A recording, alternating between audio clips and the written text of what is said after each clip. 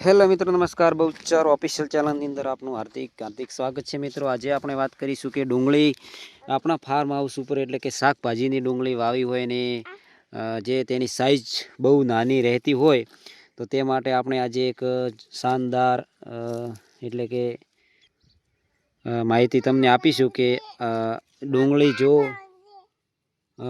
આ રીતના સીધી ઊભી હોય અને આ રીતના જે ફૂલ આવ્યા હોય તેના પછી ડુંગળીને સીધી જમીન સાથે, એટલે કે અહીંયાથી ભાગી દેવાની છે ડુંગળીને દરેક છોડ. પછી 10 દિવસ તે જમીનની અંદર પડી રહેશે તો તેની સાઈઝ બહુ મોટી અને મજબૂત બનશે. ગઈ સાલ અમે ખેડૂત મિત્રો આ રીતની અમે ટ્રીક અપનાવી હતી, તો આ સાલ પણ અમે ડુંગળીને આ રીતની કરી દીધી છે. તો ડુંગળી આ વખતે પણ કેવી બેસે તે અગલા વિડીયોની અંદર તમને બતાવીશું. તો મિત્રો, તમે પણ તમારા ફાર્મ હાઉસ ઉપર જે શાકભાજીની ડુંગળી વાવી હોય અને પાકણીનો સમય થઈ ગયો હોય તો આ રીતના જમીન સાથે સુવડાવી દેશો. 10 દિવસ પછી તેનું રિઝલ્ટ તમને ચોક્કસપણે જોવા મળશે.